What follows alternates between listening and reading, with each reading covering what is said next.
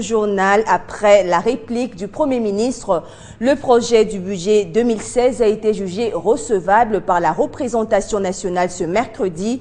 Dans sa réponse, le chef du gouvernement a donné des éléments de réponse sur la problématique du dépassement budgétaire, les crédits alloués au processus électoral et les réformes institutionnelles.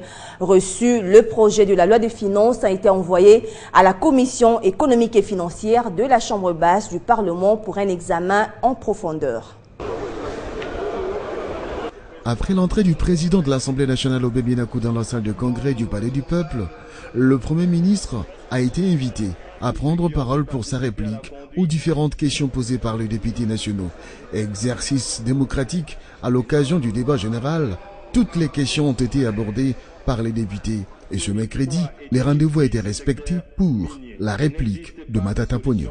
Les chiffres d'affaires constituant la base d'imposition ou de taxation sont de loin inférieurs à ceux des entreprises du secteur minier. Ainsi donc, toute augmentation de la production agricole ne s'accompagne toujours pas d'une augmentation à des concurrences des recettes. On ne peut pas diversifier l'économie congolaise en seulement 2 ou 3 ans. La diversification relève des changements structurels et non conjoncturels. Et les effets du processus de diversification de l'économie ne peuvent pas être spontanés. La réplique donnée par le Premier ministre a été diversement commentée par les élus du peuple. Il a répondu aux préoccupations des députés, il a reconnu les faiblesses qui sont dans le budget, il a reconnu le fait de prendre en compte les recommandations des élus du peuple que nous sommes. Faisons des efforts. Je ne dis pas que le Premier ministre Matata n'a rien fait, je ne dis pas ça. Mais ce qui est fait est encore en deçà même de ses propres prévisions. Jugé recevable, le projet de la des finances a été envoyé à la Commission économique et financière pour un travail en profondeur. C'est un exercice parlementaire de tous les ans. Maintenant que le rapport va pouvoir descendre à l'ECOFIN, on va l'épilcher et l'améliorer si le cas échéant. Bien que nous l'avons reçu, nous allons en commission essayer d'améliorer le texte avec les amis du gouvernement pour éliminer certaines rubriques qui sont budgétivores. Autre sujet abordé, s'y rapporte au contrôle parlementaire sur la question d'information initiée par le député national Toussé Alonga en rapport avec l'arrestation de l'avocat Chibango Kalala.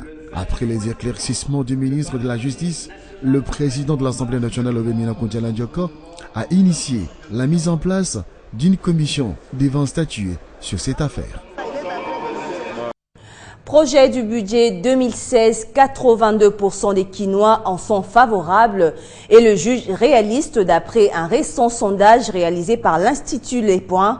Cette enquête paraît donc comme un contre-pied parfait des habitants de la capitale à l'endroit des députés critiques de ce un peu plus de 9 milliards de dollars américains de budget défendu lundi à l'Assemblée nationale par le Premier ministre Augustin Matata Ponyo. C'est un projet de budget adapté au contexte de crise internationale, marqué notamment par la baisse prolongée des cours des matières premières que le Premier ministre Matata Ponyo a présenté à l'Assemblée nationale. Le projet de loi de finances de l'exercice 2016 soumis à votre examen en décrivant l'environnement économique international et national ainsi que le contexte politique dans lequel ce projet a été élaboré ainsi que la configuration de son contenu. Et les Quinois, souvent réticents, ont, semble-t-il, intégré cet aspect des choses. 82% d'un échantillon de 1000 habitants de la capitale se disent favorables à ce projet de budget qu'ils jugent par ailleurs réaliste du fait de la crise internationale qui réduit justement la capacité du gouvernement à mobiliser des fonds. Ils apprécient également la réaction de l'équipe Matata face à cette crise. À ce jour, le comité de suivi de la paix est en train de travailler sur l'adaptation de ce protocole d'accord aux derniers développements, notamment à la nécessité d'assurer la paix dans les territoires à accès difficile 16% des Quinois par contre jugent non réaliste ce projet de budget et pour cause, le gouvernement est parti sur la même base qu'en 2015 en privilégiant la consolidation du cadre macroéconomique dont les effets se font toujours attendre. C'est qu'un député de l'opposition a qualifié de non-traçabilité sociale de l'action du gouvernement. Un flou, un manque de visibilité qui pousse 2% des interrogés à s'abstenir de tout jugement positif ou négatif sur ce 9 milliards de dollars de prévision budgétaire. Ils ont certainement pour jauge leur ventre qui peine encore à se remplir. Parlons coopération dans ce journal avec cette signature de 2 accords de financement entre la Banque mondiale et la République démocratique du Congo.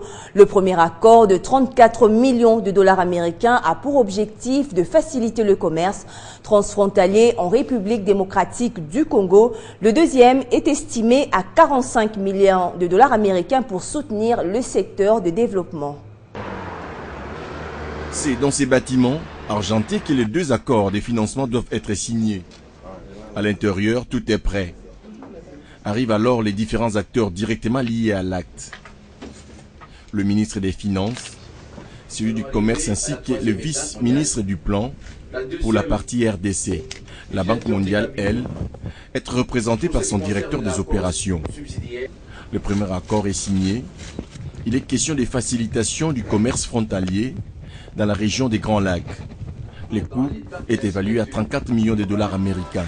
Les projets tournent autour des échanges commerciaux entre les populations des villes de Goli, Kasindi, Bunaga, Nabukavu, au Rwanda, en Ouganda et en République démocratique du Congo. Dans ce projet, le commerce est pris comme instrument de paix pour les pays de la région. Ce projet fait partie de l'engagement global de plus d'1 milliard qui a été pris par la Banque mondiale et va permettre non seulement de financer des infrastructures au niveau des postes frontaliers, mais également de faciliter le commerce. Le deuxième accord de financement à titre des dons porte sur le développement des données statistiques en RDC. Il est estimé à 45 millions de dollars américains. L'Institut national des statistiques est aussi concerné. Tous ces projets aujourd'hui viennent renforcer les systèmes statistiques nationaux. Comme le gouvernement s'est engagé résolument depuis 2012 à améliorer la production statistique nationale. Avec plus de 2 millions de kilomètres carrés, la RDC a donc besoin d'améliorer la qualité de la production ainsi que de la diffusion des statistiques économiques et sociales. La Banque mondiale se veut un partenaire fiable. Et puis ouverture ce mercredi à Kinshasa de la réunion de haut niveau pour faciliter les discussions entre les gouvernements des pays membres de l'Organisation mondiale de la santé dans la région Afrique sur le progrès réalisé dans la mise en œuvre de la Convention cadre de lutte anti-tabac adoptée à l'unanimité par l'Assemblée mondiale de la santé en mai 2003 et sur les voies à suivre pour relever certains défis qui persistent. La RDC qui accueille ces assises a ratifié ce traité en 2005. Mais jusqu'à ce jour, aucune loi n'a été votée. La lutte anti-tabac et le développement durable en Afrique, c'est le thème qui réunit ces différents ministres venus de 22 pays africains, notamment le Tchad, la Gambie, le Sao Tomé et le Zimbabwe. Ils sont de fournir une plateforme pour les États membres de l'OMS à évaluer et à partager leurs expériences dans la mise en œuvre de la Convention cadre pour la lutte anti-tabac. Le tabagisme est une cause de décès évitable dans le monde aujourd'hui. À lui tout seul. En Afrique, la prévalence du tabagisme se situe autour de 16%. Et les progressions indiquent qu'elle augmentera de près de 39% d'ici 2030. Le bureau régional de l'OMS pour l'Afrique a soutenu les États membres de la région à mettre en œuvre cette convention, un cadre à travers les politiques nationales, les lois et réglementations. Mais la RDC qui a ratifié ces traités depuis 2005 traîne encore le pas. J'exhorte les parlements à l'adopter dans les meilleurs délais afin qu'il devienne une loi. Selon les enquêtes de l'OMS, les maladies non transmissibles, notamment le cancer et les maladies cardiovasculaires causées par la prise du tabac, fait annuellement environ 6 millions de morts dans le monde. Le tabac tue même tous ceux qui sont autour du fumeur, le fumeur passif, les enfants. Voilà en fait, c'est un drame. C'est quelque chose qu'il faut éviter. Nous devons doter notre pays d'une loi anti-tabac, parce que cette loi a la capacité de protéger les générations actuelles et les générations futures contre les méfaits du tabac. Et donc c'est une priorité. Le gouvernement congolais est donc appelé à la mise en œuvre de ces traités en adoptant une politique nationale, notamment la hausse de taxes à l'importation, en vue de limiter les effets néfastes du tabagisme dans la santé des populations. Santé toujours dans le cadre de la lutte contre l'épidémie de choléra qui sévit en République démocratique du Congo, le gouvernement a mis en place plusieurs mécanismes, notamment le programme Village et École assainie, afin d'éradiquer cette maladie. Et c'est dans ce cadre que le ministre de la Santé publique, Félix Kabange-Numbi, a effectué dernièrement une descente à Maongo dans la province du Maniema, qui est considérée comme un modèle pilote de village assaini. Ici, et nous sommes à 25 km de la cité de Kasongo, le chef-lieu du territoire portant le même nom dans la province du Maniema, où le ministre de la Santé publique Félix Kabange-Numbi a visité le village de Maongo, touché par le choléra, aujourd'hui considéré comme village pilote assaini. Habité par une communauté à majorité musulmane, cette agglomération est à un stade très avancé d'intégration des règles de gestion d'un village assaini. Ces programmes, avec une entité, disposent d'une source d'eau propre, d'un point de lavage de mains et des latrines bien tenues. Des cendres pour faire fuir les mouches. Oui. Ce travail, vous ne le faites pas pour nous, vous le faites pour vous-même. Vous permettez à nos médecins de travailler pour que vous soyez toujours en bonne santé. Votre engagement permettra que dans un proche avenir, nous allons venir déclarer Maongo 2, village assaini. À ces stades, sur 3365 cas recensés depuis le début de cette épidémie, on note 91 décès, soit une létalité de 2,9%. Par ailleurs, 8 zones de santé sur 18 ont été atteintes par cette maladie.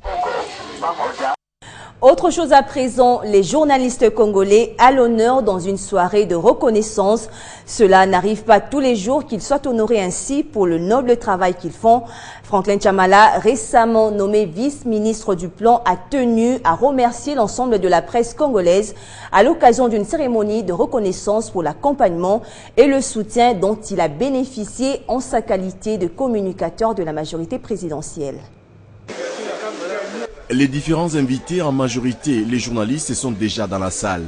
Il est question ici de communier avec un ancien communicateur de la majorité présidentielle, élevé au rang de vice-ministre du Plan.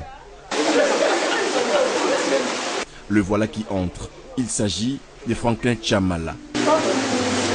Tout est bien programmé. Si Karine Kabutu Tuderaga assure la modération, un homme dont le savoir-faire. Les mots des circonstances élus par Sylvie Bongo de CMB Digi. Considérée comme le quatrième pouvoir, la presse a joué un rôle non négligeable dans la promotion allégible de Franklin Chamala, jusqu'à toucher les cœurs des décideurs politiques nationaux, en premier lieu les chefs de l'État Joseph Kabila Kabange, mais aussi le Premier ministre chef du gouvernement Augustin Matata Ponyo Makongo. Franklin Chamala se veut donc reconnaissant à l'égard des journalistes pour leur accompagnement dont il a bénéficié lors de ses différentes prestations. Je suis toujours dans la famille. Les missions qui me sont confiées au travers mon statut actuel sont celles également de la promotion de tout ce qui concourt à la mise en œuvre de la révolution de la modernité. Les hôtes du vice-ministre du Plan témoignent. La disponibilité de l'homme, non pas pour venir répondre aux invitations des journalistes, mais aussi pour répondre à toutes les questions. C'est une intelligence fine, je le dis. Il défend bec et ongle ses idées, c'est ça, être constant. Pour marquer la rencontre, une délégation des journalistes que conduisait Floride Zantoto de Télé 50 a remis ses cadeaux. Portrait de Chamala. Et comment ne pas encore redire avec insistance merci. C'est fait et présentement l'actuel vice-ministre du Plan doit faire preuve de perspicacité, non sur les plateaux de télévision, mais dans les tâches qui lui sont confiées, plan et suivi de la révolution de la modernité.